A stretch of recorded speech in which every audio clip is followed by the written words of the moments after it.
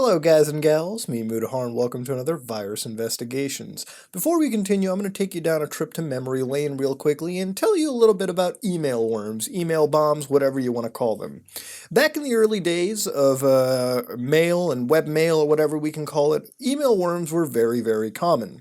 Nowadays, while you can still get viruses through your email account through faulty attachments, oftentimes it's very secure as it was as compared to back in the day. Nowadays, when a common web server such as Microsoft's Outlook or Hotmail, Yahoo, you've got Gmail, get any form of viruses, they will often get rid of it, clean it out, or they will often not even transfer the mail if the mail is so compromised, or they'll send it to like a spam or watch out folder. Nowadays, everything alerts you pretty damn quickly if you're going to get infected.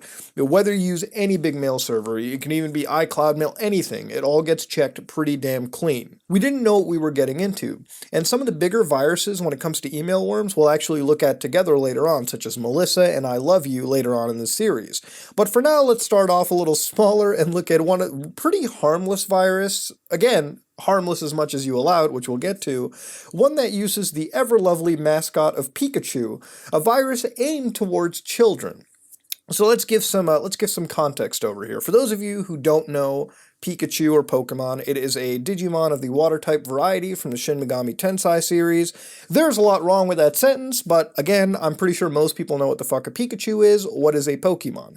Pokemon at the time was a huge phenomenon, very big. Still to this day, it's a very big phenomenon, but back in the day, it was legendary. We're talking merch, we're talking video games, we're talking TV shows, we're talking everything sold out to the brink, an entire phenomenon that nobody had expected, so much so that Pikachu itself became one of Japan's kawaii mascots, alongside Hello Kitty, alongside the kawaii culture from Japan. It was huge, and still is. Back in the day, nobody of the adult age could really understand how this stuff was really appealing to kids, but we as kids ate this shit up, and rightfully so. The games weren't bad, the anime wasn't bad at all, the movies were interesting when we were kids. It was a good series of stuff. It's some good shit. Now, as kids, whenever we would see anything Pikachu related, we would eat that shit up, like I just stated. So with a virus that would eventually inflict itself through appealing to children using Pikachu, it was a pretty nasty experiment to be starting. So, let's go over how this virus exists, okay? Essentially, what would happen is kids would be sent an email, or an email would be sent into an inbox, specifically titled something related to Pikachu, Pikachu Pokemon, whatever, and once you got this email, you would essentially have an attachment to it. You'd open the attachment, and it would launch a payload. The payload would then launch a pretty crappy, it was a very crappy payload, one which we'll get to, and this payload had the potential to wipe off all your Windows directories, and this is, of course, a Windows 9X virus, specifically 95, so your Windows 95 directory could have seen complete and utter obliteration upon startup. Now, for this, we've used a Windows 95 virtual machine. I made a Windows 95 VM, and that's what we're using for this virus. Now, the virus is spread through the email worms. Basically, the virus is going to be an executable file, but I'll tell you exactly how the email stuff worked. So, if you're using something like Microsoft Outlook or Microsoft Exchange, or I think Microsoft Exchange is newer, but any email program at the time, you would get an email. Now, what this virus also did was it looked at the contact list that you would have stored on your email program, and it would use that and basically send a mass email, from what I believe, out to everybody else. I think that's what it did, but I'm not sure if that was exactly what it was, but I'm pretty sure it also did that, or I could be remembering another email virus, but whatever it was, it spread pretty damn quickly. And within this email came an attachment called PikachuPokemon.exe. Now, this virus has a lot of problems to it. When you launch it, you'll notice that you need Windows 95, of course. You're also going to need something called Visual Basic 6.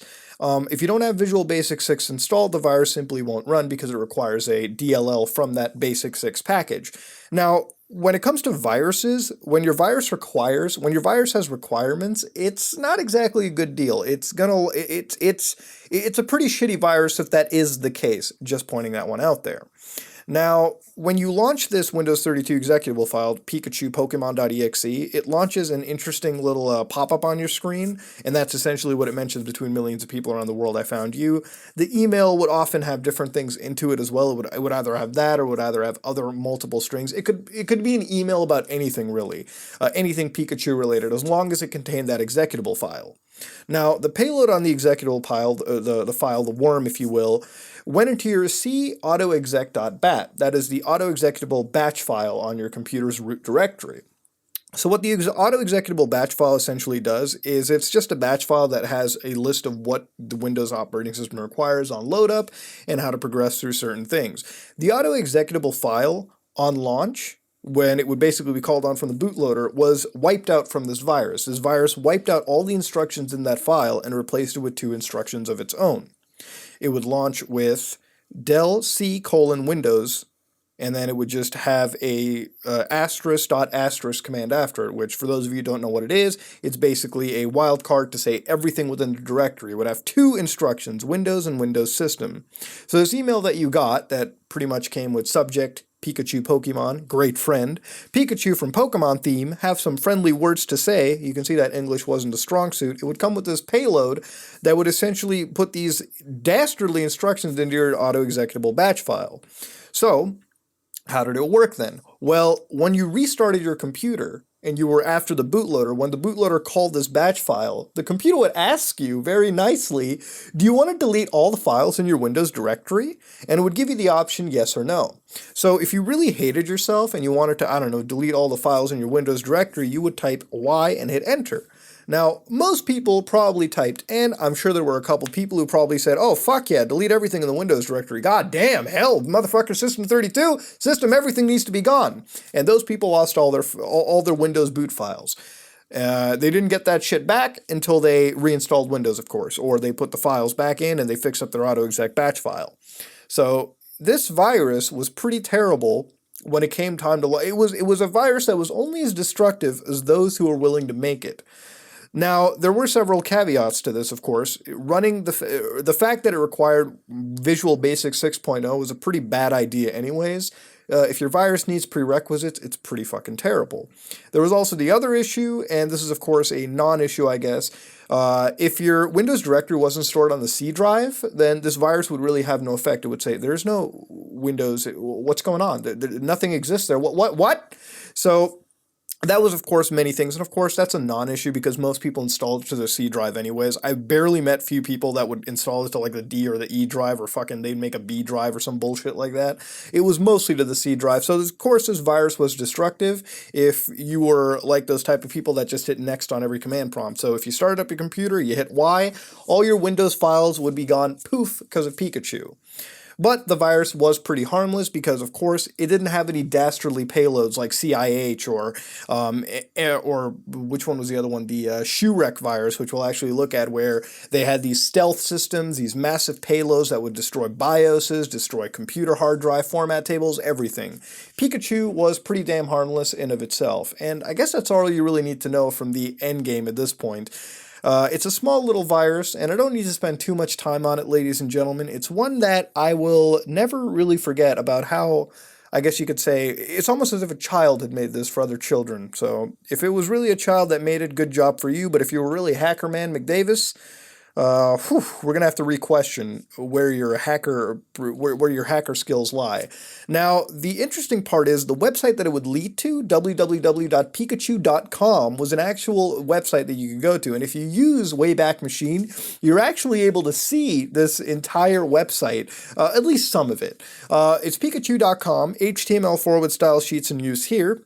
The site has nothing to do with Nintendo, nor their land sharks' attempt to curtail the use of any words that could conceivably relate to their products. Important notice. It has come to our attention that a number of losers, I love how they had to spell it with a U, that was really lit as fuck right there, out there have been using our domain name in vain. There are no users on Pikachu.com anymore. There never have been any users like @Pikachu.com, and there will not be. Kindly desist from forging our domain name. Thank you. So these guys, from what I've seen, were never even related to the incident to begin with. It's just the fact that they had the forgery, the spoofed name that it was sending out from, was a pretty bad time. Now, they had cute stuff, such as Pocket Pikachu, Pocket Hello Kitty, and remote stuff, such as Pokemon. Kids, this page is for you. As a kid, I actually used to go to that page a lot, but that's entirely different. This virtual server runs on anime.org. Currently it averages 700 hits per day. Well, that's pretty damn good for back in the day. Now, because of this virus's popularity at the time, and because of Pokemon's popularity, Game Freak wasn't having it. Okay, Game Freak had to take care of their brand. So this website, eventually, if you go to it now, Pikachu.com, it actually ended up becoming a Pokédex entry for Pikachu. So if you go to it right now, Pikachu.com, it's now a part of the Pokemon.com umbrella, and it's just a Pokédex article for Pikachu. So if you wanted to know the history and the strengths and weaknesses of Pikachu, the electric mouse Pokemon, you're free to know it. But let it be known that this website, this domain address, was once home to a spoofed ID sending innocent kids the ability to destroy their Windows and system directory, which again would have been a bad time, but compared to a lot of the other viruses that we've seen, such as CIH or the ransomware viruses, this isn't as bad as it may seem. And all in all, it basically destroys your Windows directory, so really it was a matter of reinstalling your Windows directory to begin with, but the rest of your files would be kept pretty untamed. The virus had no idea of infecting other virus files or other binaries like other big stealth viruses out there. So essentially, even if you lost your Windows directory, you could go into MS-DOS and essentially copy off your important files and just reinstall Windows from there. So realistically, the harmfulness of this went down to, I would say, zero. The annoying nature of this virus reached a max high because obviously changing your auto-executable batch file and then inputting commands to delete your Windows directory was very annoying. You probably had to reinstall shit if you didn't want to bother with, copying files over, repairing things. It was an annoying virus, but it wasn't a super dangerous one. But it definitely showed kids how dangerous the internet could potentially be when you get a random spam message from Pokemon Pikachu telling you about how great of a friend you are and where you can get their theme on Pikachu.com. So a lot of people went through some shit through it. The domain holders of Pikachu.com went through some shit, and it made Pokemon.com Game Freak themselves buy up that domain just to say, woof, let's clean our hands of that guilt. Ladies and gentlemen, this has been the virus investigation series on a cute little virus known as Pikachu or Poke Win32, whatever you want to call it. The sample is pretty difficult to find, if any, at this point, because it's just not that popular a virus, but it is a cute virus that will always hold historical times in showing us how terrible some of these things can potentially be. So next week we'll look at some interesting, some more deadlier viruses, but for now it's been a little chill week. Let me know what you think about this Pikachu worm. This has been me, Mutahar. If you like what you saw, please like, comment, and subscribe. Just like if you dislike it, I am out.